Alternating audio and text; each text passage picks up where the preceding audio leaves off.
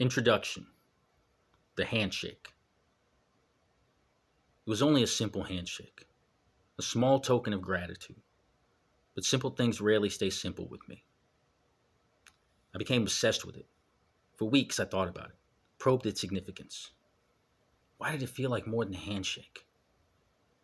This happened on a cold December evening on the set of one of the biggest jobs in my short acting career. A career I got caught up in on a dare. I'd landed the principal role in a film called Hunger, directed by Stephen Hentages. The film concerns 5 people held prisoner in a madman's cave at the bottom of a well.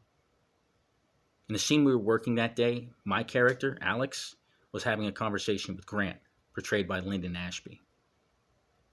The professional in me was stoked to be working opposite such an established actor, as I knew I could learn a lot from him. The little kid in me thought it was crazy cool to be working with Johnny Cage from the Mortal Kombat movies. We were in this cave set built inside a vacant RV sales center that had been converted into a soundstage. Though it was a conversation, the way it works in movies is that you shoot one person at a time, then switch. Lyndon was being filmed first. As Grant, he was taking a bent tin cup and trying to scrape the grout away from a brick wall that he believed was the path to freedom. I was off camera, squatting down with my arms wrapped around my knees as I was delivering lines in dialogue with him. I wasn't in character, but I was there with him in the moment.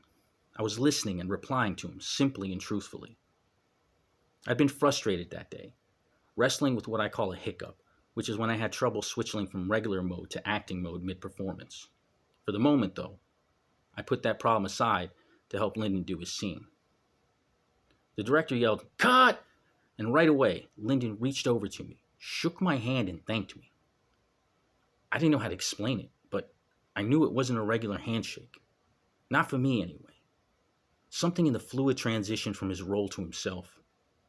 Something in the sincere gratitude on his face. I hadn't been acting, only talking. What I had done to earn this seasoned actor's respect and appreciation. A voice inside of me began yelling, "Hey, schmuck, look at this. This is important. How are you missing this?" Though I'd racked up some 50-odd credits, I still felt like a baby actor. I'd begun my acting journey in the summer of 2003 in northern Alabama. My first gigs were things like community theater, local films, improv shows, even bit parts in a professional opera and in my first SAG film.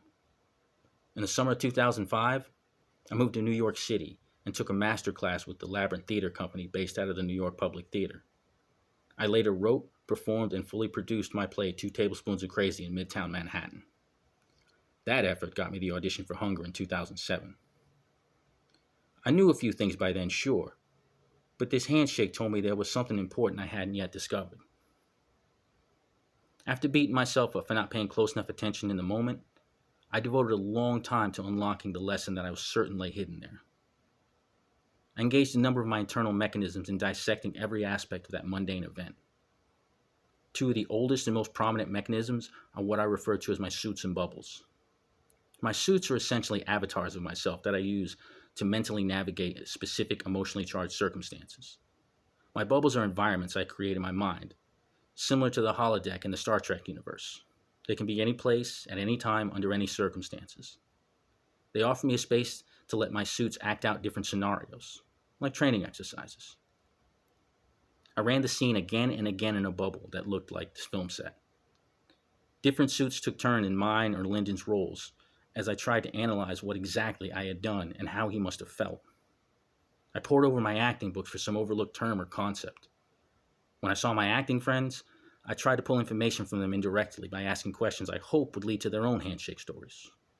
It was an intense month for me, to say the least. 2 more weeks of filming and another 2 weeks of obsession.